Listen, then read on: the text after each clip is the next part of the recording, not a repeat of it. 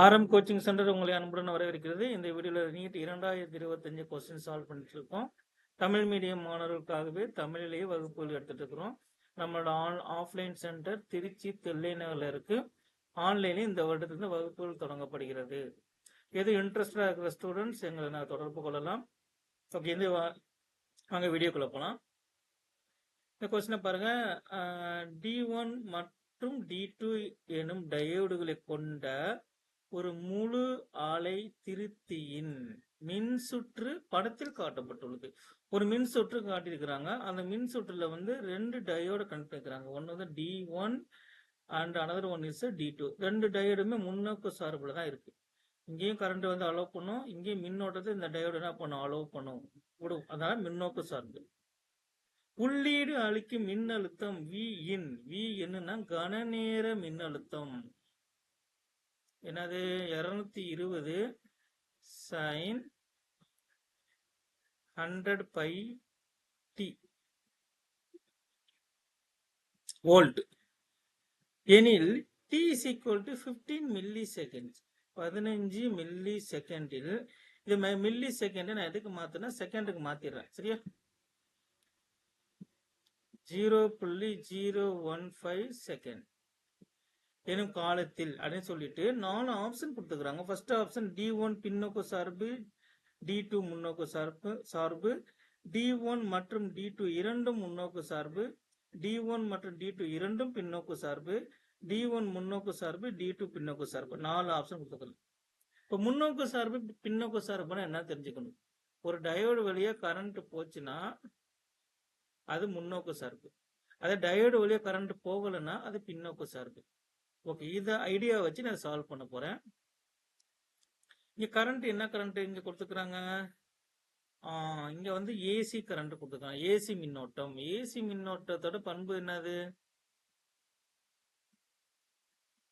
AC மின்னோட்டம் ஒரு அலை மாதிரி போகும். ஏசி மின்னோட்டம் ஒரு அலை மாதிரி போகுதுன்னா என்னன்னா இப்படி வந்து இப்படி போகுது. இது வந்து ஒரு அலை நீளம். சரியா? அப்பனா என்ன அர்த்தம்னா இந்த மின்னோட்டத்தோட டைரக்ஷன் மாறிக்கிட்டே இருக்கு. முதல் பாதி மின்னோட்ட திசை கடிகார சுற்றுல இருக்கும், இரண்டாவது பாதை கடிகார சுற்றுக்கு எதிர் திசையில் இருக்கும். இப்போ முதல் பாதி இப்படி போயிருது, இரண்டாவது பாதி இதுக்கு ஆப்போசிட்டா வருது. அவ்வளவுதான். அப்ப இந்த பாதியில கால நேரத்துல ஒப்பிட்டு சொல்லணும். அப்ப ஒரு அலை நேரத்துக்கு எடுத்துக்கொள்ளும் கால அளவு தான் டி, கேபிட்டல் டி. இப்ப இந்த டைமுக்குள்ளார, இந்த காலத்துக்குள்ளார ஒரு சுழற்சி முடிஞ்சிடும். அந்த ஒரு சுழற்சி, பாதி சுழற்சி வந்து நேர்மறையா இருக்கும், பாதி சுழற்சி எதிர்மறையா இருக்கும். இதுதான் நம்ம இப்படிதான் வந்து புரிஞ்சுக்கணும். நம்ம கொஸ்டின்ல கொடுத்தது வந்து கன நேர மின்னழுத்தம். இப்ப கன நேர மின்னழுத்தம் எப்படி V ஆஃப் டி, மின்னழுத்தம் அந்த நேரத்தில் V0 sin ஒமேகா டி. இது வந்து ஜெனரல் ஃபார்முலா. இது நான் இந்த சமன்பாடு படிச்சிருப்பீங்க.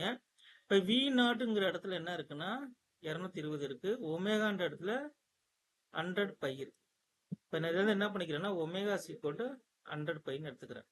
இப்போ கொஸ்டின்ல என்ன கண்டுபிடிக்கணும்னா டைம் வந்து 0.015 செகண்டா இருக்கும்போது கரண்ட் எந்த திசையில போகுதுன்றதை கண்டுபிடிச்சிட்டோம்னா எந்த டயோடு வந்து முன்னோக்கு சார்பு, எந்த டயோடு வந்து பின்னோக்கு சார்புன்னு நான் கண்டுபிடிச்சிடலாம். அப்ப எனக்கு வந்து கரண்டோட திசை தெரியணும். கரண்டோட திசை தெரியும்னா அந்த டைம் எனக்கு வேணும். சரியா? இந்த டைம். ஓகே, இப்ப இந்த டைம்ல எந்த திசையில இருக்குன்னு நமக்கு தெரியும் தானே. இப்போ கண்டுபிடிப்போம்.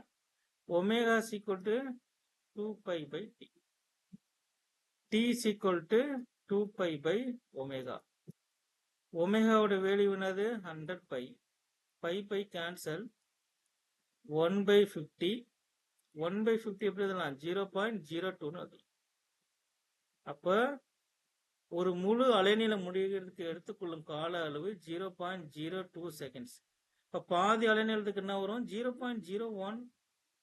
இங்க வந்து 0.02. அப்ப 0.015ங்கிறது எங்க இருக்குன்னு பாருங்க. 0.012க்கும் 0.02க்கும் நடுவுல இந்த இடத்துல. இப்ப டைம் 0.015 இருக்கும்போது மின்னோட்டத்தின் திசை எதிர் திசையில் போயிருது. கடிகார சுற்றுக்கு எதிர் திசையில போகுது. அப்ப நேரம் சரியாக 0.015 செகண்ட்ஸா இருக்கும்போது என்னோட மின்னோட்டத்தின் திசை இந்த கடிகார திசைக்கு எதிர் திசையில் இருக்கிறது. இப்ப மின்னோட்டம் D2 வழியா போகுது.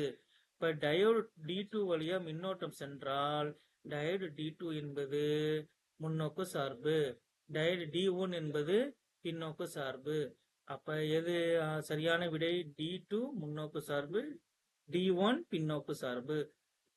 விடை விடை விடை சரியான விடை ஆப்ஷன் 1. தேங்க்யூ. நன்றி.